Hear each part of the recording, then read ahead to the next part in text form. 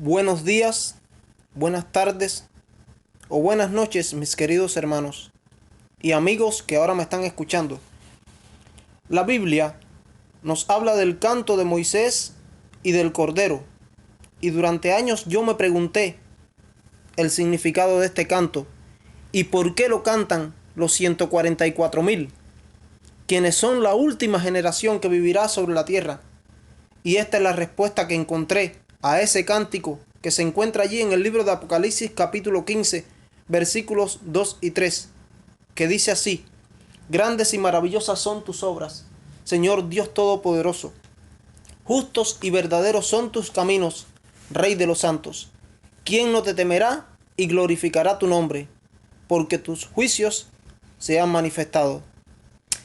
Mis hermanos, Moisés y Cristo comparten una cosa en común. Para ellos la muerte de eterna separación de Dios era preferible si con esto ellos vindicaban el carácter de Dios y así evitaban el fracaso del plan de la redención de Dios para la especie humana. Después de su terrible pecado del becerro de oro, el pueblo de Israel, allí al pie del monte Sinaí, Dios amenazó con destruirlo y comenzar de nuevo un nuevo pueblo con Moisés. Y se lo dijo así a Moisés. Vamos allí un momentito al capítulo 32 del libro de Éxodo. Éxodo capítulo 32, versículo 10. Dice así la Biblia. Éxodo 32, 10. Ahora pues, déjame que se encienda mi ira en ellos y los consuma, y de ti yo haré una nación grande. Éxodo 32, versículo 10. Mis hermanos, ahí en ese pasaje, en esa historia sucedida allí en el Sinaí, Moisés le suplicó a Dios que no les diera a las naciones paganas una excusa para tergiversar el carácter de amor y misericordia de Dios. Y eso lo encontramos allí en el mismo capítulo, en todo el contexto, en el versículo 31 y 32. Y los invito a buscar allí el versículo 31 y 32 para ver qué fue lo que Moisés le dijo a Dios en aquella ocasión cuando Dios le dijo que iba a destruir al pueblo de Israel debido a la adoración allí cuando el becerro de oro, después de él haberle dado su ley de los 10 mandamientos y Moisés haber estado 40 días en el monte recibiendo todas las ordenanzas y leyes que Dios le había dado. Entonces, en Éxodo 32, en el versículo 31 y 32 dice lo siguiente la Biblia. Entonces volvió Moisés a Jehová y dijo: Te ruego pues que este pueblo ha cometido un gran pecado porque se hicieron dioses de oro, que perdones ahora su pecado, y si no, bórrame ahora de tu libro que has escrito. Mis hermanos, Moisés realmente pidió la muerte eterna. Muchos a veces no se dan cuenta de ese detalle allí. No fue la muerte temporal pasajera que tenemos de Adán, sino que fue la muerte eterna lo que Moisés estaba pidiendo allí, porque él le dijo: bórrame ahora de tu libro, del libro de la vida. Él no estaba diciendo que lo matara simplemente de una muerte natural en esta tierra, sino de la segunda muerte, que es la muerte de eterna separación de Dios, la que tiene que ver con el juicio de Dios y el hecho de borrar o no borrar el nombre del libro de la vida. Y Moisés le pidió que lo borrara, que lo rayera del libro de la vida, del nombre que estaba escrito allí en ese momento. Moisés realmente pidió la muerte, mis hermanos, pero la muerte eterna. Pero él lo hizo por una razón: si el carácter de Dios sería desacreditado y su plan arruinado. Ese fue el motivo principal, por el cual Moisés pidió que su nombre fuese borrado del libro de la vida. Si esto que estaba pasando iba a llevar a que el carácter de Dios fuera desacreditado y su plan arruinado entre las naciones que rodeaban al pueblo de Israel, él le pidió que prefería perder su vida eterna y que su nombre fuese borrado del libro de la vida. Por eso el cántico de Moisés y el cántico del Cordero, mis hermanos, que está en Apocalipsis capítulo 15, versículos 2 y 3, que ya le leí anteriormente de la Biblia, significa que para la última generación que vivirá sobre la historia de esta tierra, en estos 6.000 años de pecado que llevamos casi ya, el remanente o los 144.000 ungidos, el cual entona este canto, es un canto de victoria. Y lo importante no es su vida eterna. Lo importante no es su esperanza del cielo, sino la vindicación del nombre de Dios y el éxito del plan de la redención, demostrando, como lo hiciera Job en el pasado, que ellos sirven a Dios por amor y no por conveniencia del premio o por miedo a su castigo. Mis hermanos, este sentir que hubo en Cristo Jesús, este sentir que hubo en Moisés, este sentir que hubo en Job, cambiará todo en nuestra experiencia religiosa. Sí, mi hermano, cambiará todo en nuestra experiencia religiosa. Y este era el sentir que hubo en Cristo Jesús. Como el apóstol Pablo mismo lo dijo allí en Filipenses 2:5 en adelante, que es el que debemos tener. Debemos tener la mente de Cristo, vaciarnos del yo, vaciarnos de nuestra propia voluntad.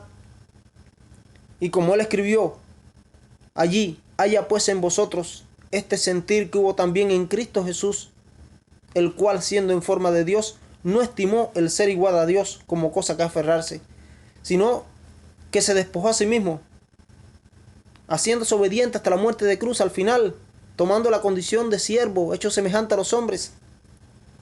Y por esa razón dice que Dios le dio un nombre que es sobre todo nombre. Entonces, mis hermanos, nuestra razón de ser para ser adventistas del séptimo día es completar el plan de la redención de Dios. Es vindicar su nombre y su carácter al refutar la última acusación de Satanás contra el plan de Dios. Y somos protagonistas para lograr esto. Y Dios nos ha dado esa oportunidad. Y Dios quiere que se levante un pueblo en esta etapa final que logre la vindicación final de su carácter. Por eso somos colaboradores con Cristo con respecto a vindicar el carácter de Dios. Ya no nos enfocamos en ser perdonados para que podamos tener la seguridad de la salvación personal. Satanás dice que los pecadores, mis hermanos, con naturaleza caída, no pueden obedecer a Dios el 100% del tiempo y que el Evangelio no tiene ese poder. Nuestra motivación para resistir la tentación y vencer el pecado, mis hermanos, no debe ser nuestra esperanza para el cielo o nuestro miedo al infierno tampoco, mis hermanos. Es decir, que no deben ser esos los motivos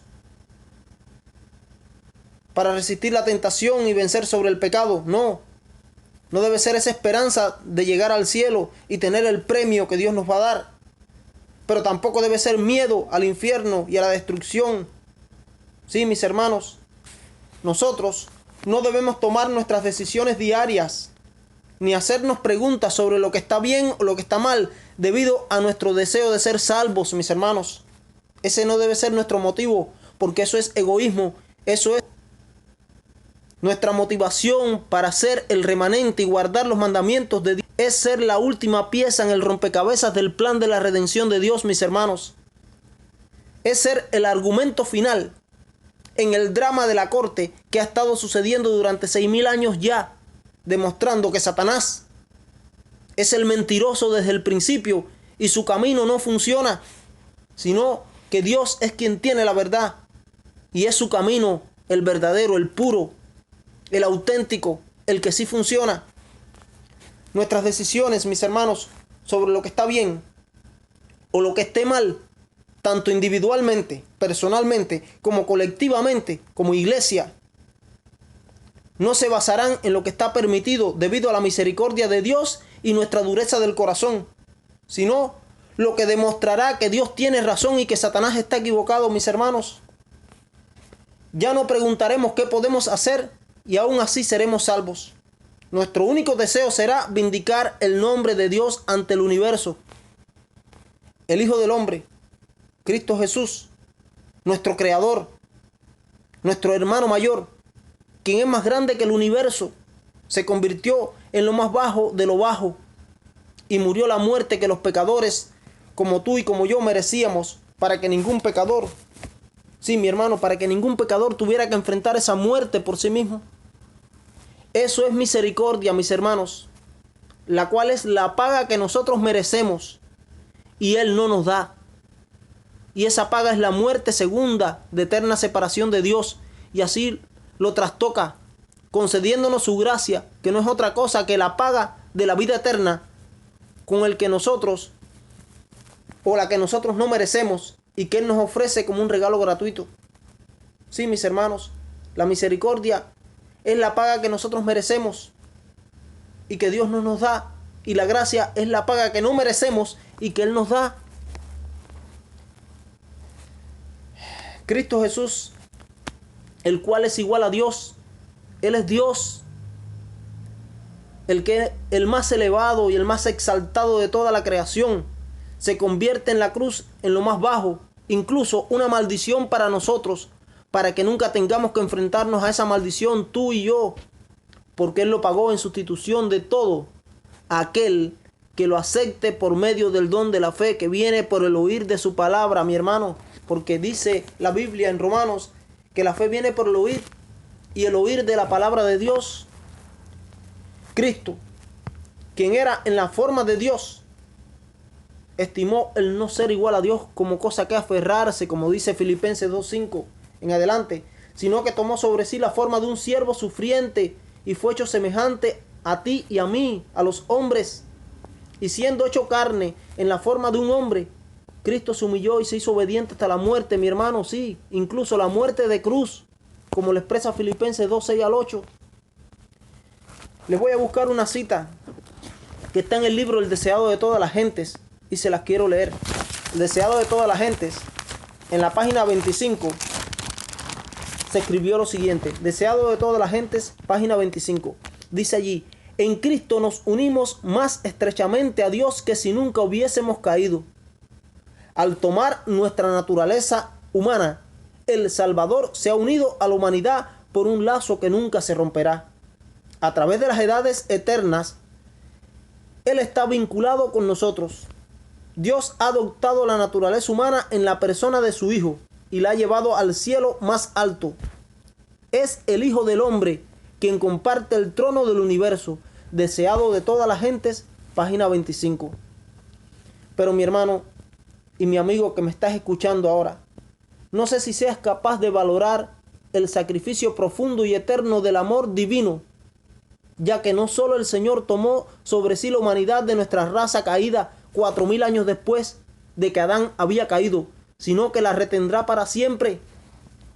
La humanidad, en la persona de Cristo, compartirá el trono del universo por toda la eternidad. Numerosas veces, mientras Jesús estuvo aquí en la carne, mis hermanos, se refirió a sí mismo como el Hijo del Hombre, y eso es una clara referencia a su humanidad y sus lazos con la familia humana. Mis hermanos, Él es nuestro hermano mayor. Tenía que volverse humano para ser nuestro sustituto y nuestro ejemplo y nuestro garante, nuestra garantía. Sí, mis hermanos, Él tenía que ser nuestro sustituto para todo eso. Y es como lo dice allí la Biblia. Por lo tanto, como los hijos de los hombres o los hijos son los participantes de carne y sangre, Él también participó de lo mismo, para a través de la muerte Él pudiera destruir a aquel que tenía el imperio o el poder de la muerte, es decir, al diablo, y librar a aquellos que por miedo a la muerte estaban toda su vida sujetos a la esclavitud, porque en verdad Él no tomó sobre sí la naturaleza de los ángeles, sino que tomó sobre sí la simiente de Abraham. Sí, mis hermanos, por eso Él se volvió humano como uno de nosotros. Sí, Él le correspondía ser hecho como uno de sus hermanos, como nosotros, para que Él pudiera ser hecho un sumo sacerdote misericordioso y fiel en las cosas que pertenecen a Dios, para hacer la reconciliación por los pecados de nosotros, del pueblo. Mis hermanos, Jesús no solo tomó sobre sí la naturaleza humana, sino que necesita que en esa naturaleza sea nuestro intercesor o sumo sacerdote misericordioso y fiel en el cielo. Sí, la humanidad de Cristo es el vínculo a través del cual se ha vinculado, y valga la redundancia, con nosotros. Ese vínculo que mantuvo mucho después de su trabajo en la tierra y que él había terminado en la tierra, pero ascendió a los cielos con un cuerpo humano glorificado, intercede por ti, por mí como humano en el cielo, en el santuario celestial. Ese vínculo humano de Jesús es crucial, mis hermanos, para el trabajo que está haciendo por nosotros en el cielo, ahora mismo como nuestro sumo sacerdote compasivo, como nuestro abogado intercesor. La Biblia nos declara en primer libro de Timoteo, allí en la primera carta del apóstol Pablo a Timoteo, primera de Timoteo 2:5, lo siguiente, dice allí: porque hay un Dios y un solo mediador entre Dios y los hombres, Jesucristo hombre. Primera carta a Timoteo, capítulo 2, versículo 5. El hombre Cristo Jesús, mi hermano, sí, aunque todavía es el Padre eterno, como dice Isaías 9:6, un niño nos es nacido, hijo nos es dado, y el principado sobre su hombro se llamará su nombre, admirable consejero, Dios fuerte, Padre eterno, príncipe de paz. Sí, ese hombre Cristo Jesús, aunque todavía es el Padre eterno, conserva la humanidad que tomó por primera vez sobre sí mismo cuando nació en este mundo hace 2000 años atrás, mis hermanos. Esta humanidad nunca la dejará, y gloria a Dios por ello. La Biblia nos da a nosotros razones poderosas y claras para creer que Cristo llevó consigo al cielo después de su trabajo en la tierra y se hizo una naturaleza humana. Después del trabajo que él hizo aquí en la tierra, se llevó su naturaleza humana al cielo. Él ascendió como humano. Recordemos allí lo que dice Lucas 24, no recuerdo el versículo, que cuando se le apareció a sus discípulos y se asustaron porque pensaban que veían un fantasma, Jesús le dijo que no se asustaran, que él no era un fantasma, un espíritu, porque un espíritu no tenía carne ni hueso como él tenía. Y después le dijo a Tomás que lo tocara, él mismo era. Y él ascendió en esa condición, un cuerpo humano glorificado al cielo, y es lo que dice Timoteo 2:5, que le leía, que hay un solo Dios y un solo mediador entre Dios y los hombres, Jesucristo hombre. Él es un mediador, pero como hombre. Él es hombre y está como hombre en el cielo. Elena de White escribe sobre el fin del pecado lo siguiente, allí en el conflicto de los siglos. Y escuchemos lo que ella dice aquí en el conflicto de los siglos, en la página 674 del conflicto de los siglos. Dice: solo queda un recordatorio. ¿Escucharon bien? Hay un recordatorio. Dice: solo queda un recordatorio. Nuestro Redentor llevará las marcas de su crucifixión sobre su cabeza herida, sobre su costado, sus manos y pies. Son los únicos rastros de la cruel obra que el pecado ha forjado, y las señales de su humillación con su honor más alto a través de las edades eternas. Las heridas del Calvario mostrarán su alabanza y declararán su poder. Conflicto de los siglos, página 674. Ahora echemos un vistazo al tiempo de su encarnación, mis hermanos. Sí, mi querido hermano, mi querido amigo que ahora me estás escuchando, en la misma, seas tú cristiano, seas tú ateo, sea cualquier tipo de creencia la que poseas ahora que me estás escuchando. En una ocasión Jesús encontró un hombre en una sinagoga con una mano marchita, y los judíos lo observaron atentamente, sabiendo que probablemente iba a violar sus leyes sabáticas. Y eso se encuentra allí en Marcos capítulo 3. Marcos capítulo 3,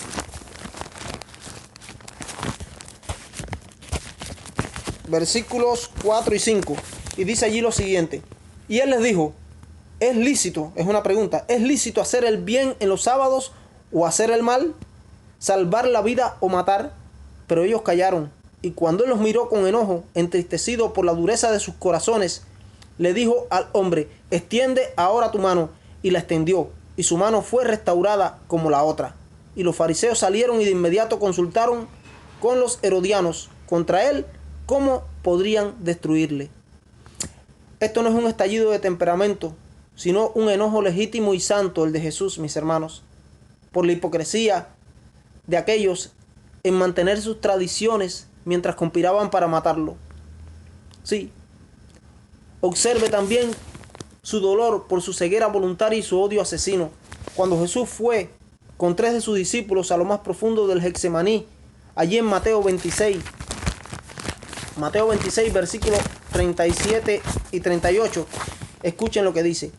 Comenzó a estar triste y muy pesado. Entonces le dijo, mi alma está muy triste, incluso hasta la muerte. Quédense aquí y velen conmigo. Mis hermanos, ninguno de nosotros tiene idea del desánimo que regularmente ejercía presión sobre la mente de Jesús, y especialmente en este momento de la crisis final que estuvo viviendo en esta tierra. Dada la vida solitaria y la misión de Jesús, esta humanidad de Jesús se entiende fácilmente. Cuando Jesús se reunió con sus discípulos en su última cena, dice allí en Juan 13:21 lo siguiente. Reunido allí en la última cena con los discípulos, Juan 13:21 dice lo siguiente. Se turbó de espíritu y testificó y dijo, de cierto os digo que uno de ustedes me traicionará. Juan 13:21. Esta es la misma emoción, mis hermanos, que sintieron los discípulos cuando vieron a Jesús caminando sobre el agua. Herodes sintió esta emoción cuando el sabio preguntó por el rey recién nacido. La palabra significa ansiedad en la Biblia. Allí, en griego, incertidumbre o miedo. Debemos recordar que Jesús no sabía lo que le deparaba el futuro, mis hermanos, excepto porque el Padre le reveló algunos detalles sobre el futuro. Y él lo logró descubrir estudiándolo por la Biblia, por la palabra de Dios, por las escrituras del Antiguo Testamento. Tenemos que recordar que Jesús era 100% humano y que su madre, María, lo enseñó desde la niñez las escrituras, aprendió las lecciones en la naturaleza y el Espíritu Santo lo guió por el estudio de las escrituras. Él tuvo que aprender como tú y como yo aprendemos, gradualmente, progresivamente. Dice allí la Biblia en Lucas, creo que 2 o 1:52, no recuerdo, que él crecía en sabiduría, en gracia y en entendimiento delante de Dios y delante de los hombres. Él tenía que aprender como tú y como yo, gradualmente, porque él era humano. Jesús sintió la misma ansiedad e incertidumbre que sentimos nosotros, tú y yo, cuando las cosas no están funcionando, mis hermanos, y tenemos que entender esto, cuando las cosas no funcionan como nosotros esperábamos. Las siguientes declaraciones son reveladoras y asombrosas, ya que nos muestran cuán humano realmente fue Jesús y cuán estrechamente sus luchas reflejaron nuestras luchas. Simplemente voy a enumerar las declaraciones sin comentarios que escribiera Elena de White en alguno de sus libros o en alguna de sus publicaciones. En la revista Señales de los Tiempos, Sign of the Times, del 9 de abril del año 1896, escuchemos lo que ella escribió. Dice, él bendijo a los niños que poseían pasiones como la suya. ¿Escucharon? Dice que él bendijo a los niños que poseían pasiones como la suya. Jesús, cuando era niño, poseía semejantes pasiones a la de aquellos niños que él bendijo cuando se lo llevaron. Señales de los Tiempos, del 9 de abril del año 1896. Otra que tengo aquí anotada, que la tengo en Mensajes Selectos, en la página 95, el tomo 1 de Mensajes Selectos, página 95. Escuchen lo que Elena de White escribe. El Hijo de Dios luchó con las mismas tentaciones feroces y aparentemente abrumadoras que atacan a los hombres. Es decir, que Cristo, el Hijo de Dios, luchó con las mismas tentaciones feroces y aparentemente abrumadoras que te atacan a ti, que me atacan a mí y que atacan a todo hombre. Él tuvo que enfrentar lo mismo. Dice otra, en el 5º tomo de los Testimonios, en la página 177, así, escuchen. Él sabe, Jesús sabe, cuán fuertes son las inclinaciones del corazón natural. ¿Y por qué lo sabe? Porque él lo vivió por experiencia, mi hermano. Testimonios, tomo 5, página 177, dice allí, él sabe cuán fuertes son las inclinaciones del corazón natural. Claro que tiene que saberlo por experiencia, lo aprendió. Entonces, el libro del Ministerio de Curación, en la página 71, Elena de White escribe también algo semejante a lo que antes les estaba leyendo. Dice allí, él sabe por experiencia, escuchen, él sabe por experiencia, él lo vivió, lo experimentó, cuáles son las debilidades de la humanidad y dónde reside la fuerza de nuestras tentaciones. Ministerio de Curación, página 71. Nos damos cuenta de cuán completamente humano era Jesús, mis hermanos, y cuán bien conoce nuestras luchas y tentaciones. Por eso se puede compadecer de nosotros. Allí en Hebreos, en el capítulo 4, Hebreos capítulo 4, versículos 15 y 16, hablando de su ministerio sumo sacerdotal, el apóstol Pablo, que es quien se piensa que escribiera esta epístola a los hebreos, dijo lo siguiente de Jesús. Dice, porque no tenemos un sumo sacerdote que no pueda ser tocado con el sentimiento de nuestras enfermedades, pero fue tentado en todos los puntos como lo somos nosotros, pero sin pecado. Por lo tanto, acerquémonos confiadamente delante del trono de su gracia para que podamos obtener misericordia y encontrar la gracia para el oportuno socorro. Hebreos 4, 15 y 16. Sí, mis hermanos, podemos acercarnos con valentía y confianza al trono de Dios, porque es Jesús, nuestro hermano mayor, quien está allí intercediendo por nosotros y nos puede entender en nuestras debilidades muy bien. Él realmente entiende nuestras luchas, tristezas y nuestras pruebas, mis hermanos. Después de 33 años y medio, casi 34, de experimentar nuestra realidad humana, Jesús llega al momento más difícil de toda su existencia eterna. Allí en Mateo 26, 39, la Biblia nos dice lo siguiente. Sí, Mateo 26, 39 nos relata que y él fue un poco más lejos, hablando de Jesús, y cayó sobre su rostro y oró diciendo, oh Padre mío, si es posible, deja que esta copa pase de mí. Sin embargo, que no se haga como yo quiero, sino como tú quieres. ¿Cuál es el significado de esta oración? Que él oró 3 veces, según lo registran los evangelios, porque durante 3 ocasiones lo hizo. ¿De qué copa tiene miedo Jesús beber?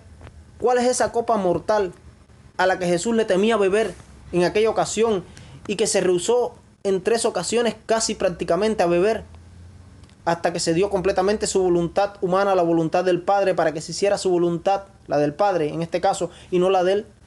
¿Cuál era esa copa a la que él tenía miedo beber? Esa copa mortal. Elena de White,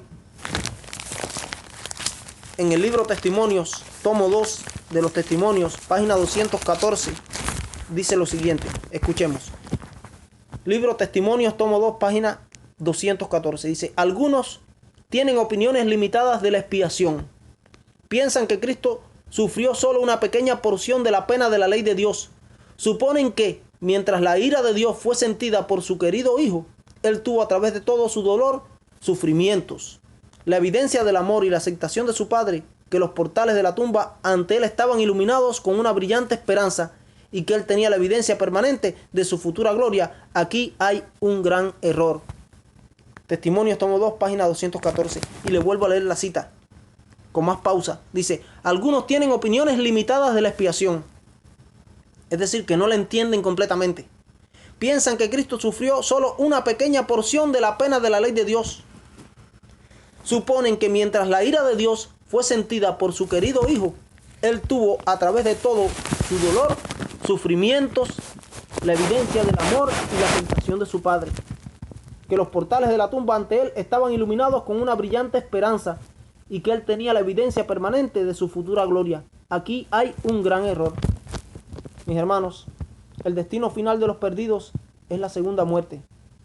El horror surge de la comprensión que todo lo consume, de que están a punto de dejar de existir. Su sufrimiento incluye pensamientos agonizantes e implacables de cómo sus pecados los han traído a este lugar, mis hermanos. Están consumidos por sentimientos intolerables de desolación implacable, sabiendo que están perdidos para siempre y que no pueden hacer nada para detener su destrucción, mis hermanos. No hay nadie que pueda acudir en su ayuda o detener la ejecución de su sentencia. Saben que van a morir solos y dejarán de existir para siempre. Esta experiencia es el precio pagado por nuestra salvación. Todo esto lo vivió Jesús en persona. Sí, mis hermanos. Y Elena de White nos dice allí en El deseado de todas las gentes, en la página 753, deseado de toda la gente, página 753, lo siguiente dice: el Salvador no podía ver a través de los portales de la tumba. La esperanza no le presentó a él su vencimiento de la tumba como un vencedor, ni le dijo que el Padre había aceptado su sacrificio. Temía que el pecado fuera tan ofensivo para Dios que la separación debía ser eterna. Cristo sintió la angustia que sentirá el pecador, es decir, tú y yo y todo pecador, cuando la misericordia ya no se declare culpable por la raza culpable. Es decir, cuando se cierre la gracia durante el tiempo de angustia de Jacob. Fue el sentido del pecado trayendo la ira del Padre sobre él. Como el sustituto del pecador, lo que hizo la copa que bebió amarga y rompió el corazón del Hijo de Dios. Y literalmente lo rompió. A Jesús se le quebró el corazón. La retirada del semblante del Padre del Salvador en esta hora de angustia suprema atravesó su corazón con una tristeza que el hombre nunca podrá entender completamente. Ni tú ni yo. Tan grande fue esta agonía que su dolor físico, es decir, el de Jesús, apenas se sintió. Fue tan grande la agonía de la separación de Dios que el dolor físico que estaba experimentando prácticamente no lo sintió, porque él lo que sentía era ese dolor de la separación del pecado entre él y el Padre, causado por el pecado. Eso está en El deseado de todas las gentes, en la página 753. Fue esta lucha de separación lo que forzó ese grito del Salvador moribundo: Dios mío, ¿por qué me has desamparado? Elí, Elí, lama sabachthani. Sí, leemos que las dudas le rompen el alma con respecto a su unidad con su Padre, mis hermanos. Sí, las dudas le rompieron el alma con respecto a la unidad con su Padre.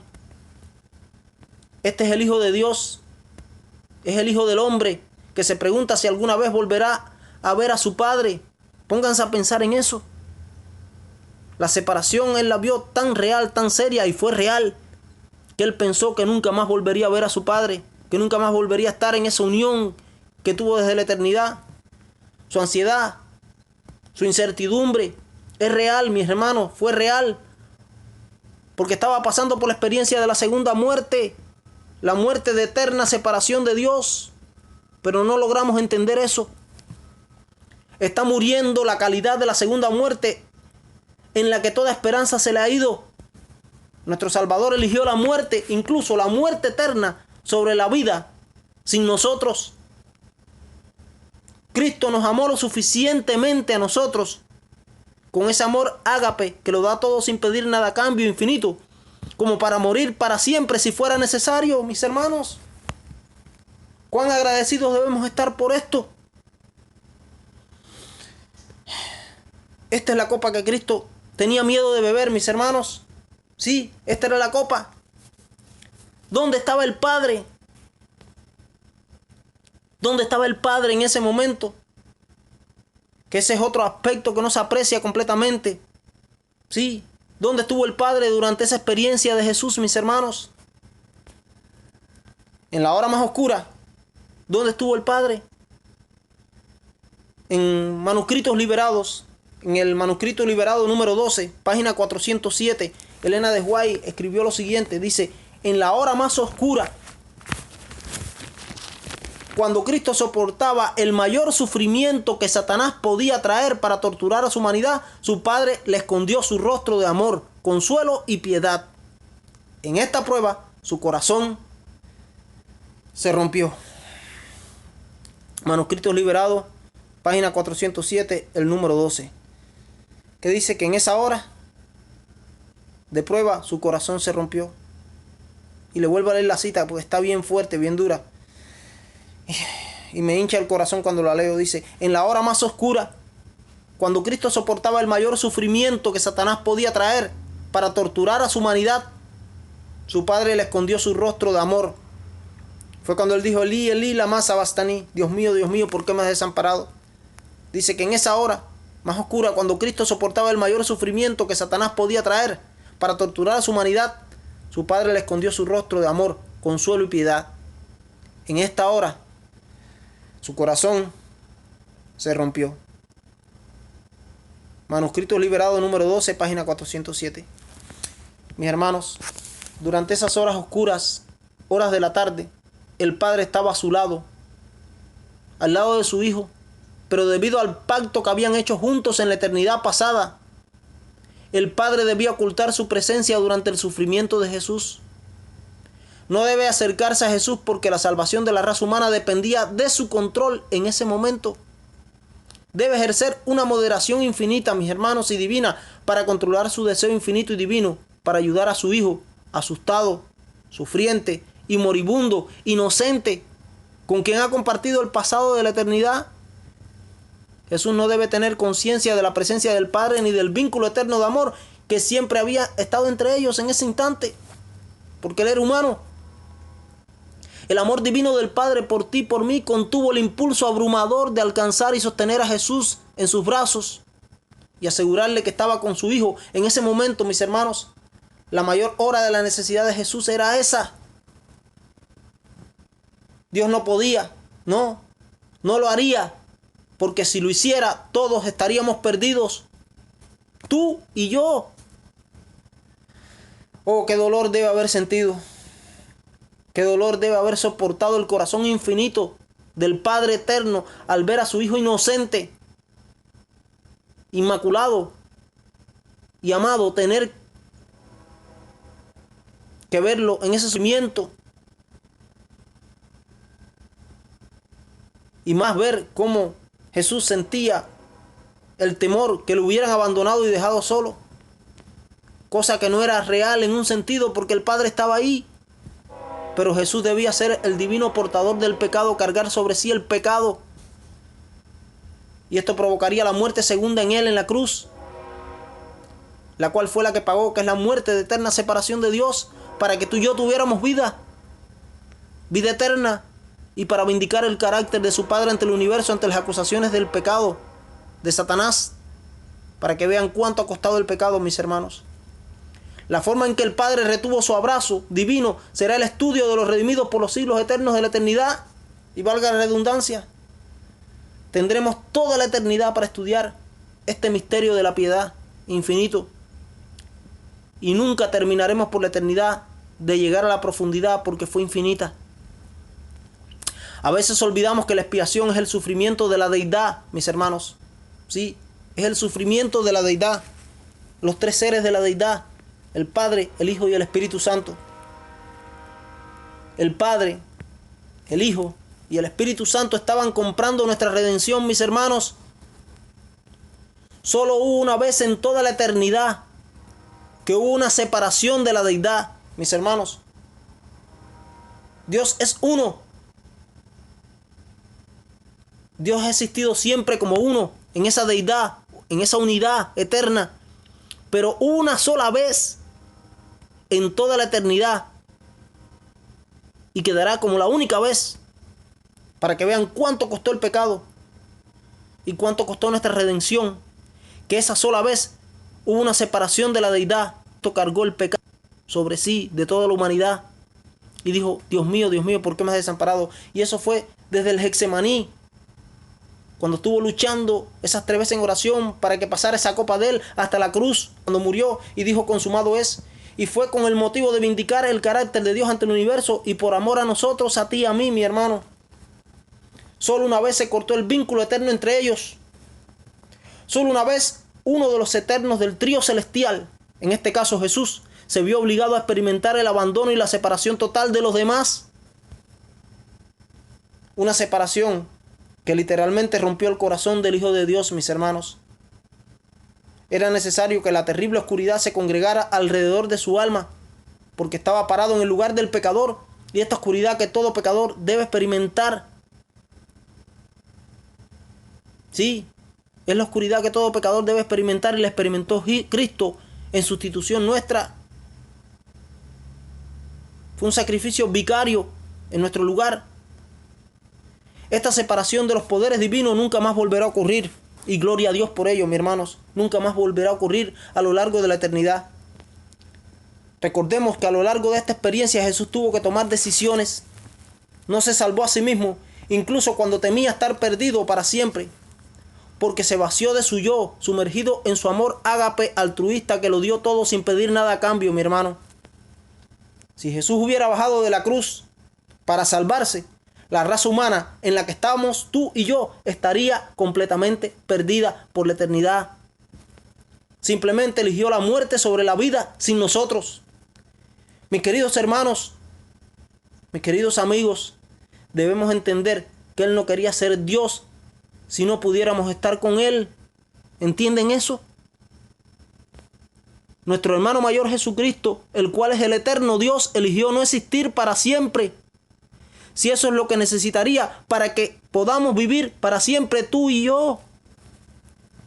Eso es amor eterno, indescriptible, infinito. Sí, mi hermano, aunque no lo quieras reconocer, es la verdad más grande e innegable del universo. Y es el misterio más grande. Es el misterio de la piedad. Es indiscutible, como dijo el apóstol Pablo. ¿Ves por qué la prueba de la cruz fue la mayor victoria que el universo haya presenciado alguna vez? ¿O alguna vez lo presencie jamás, mi hermano? La muerte de Jesús fue la victoria de la fe.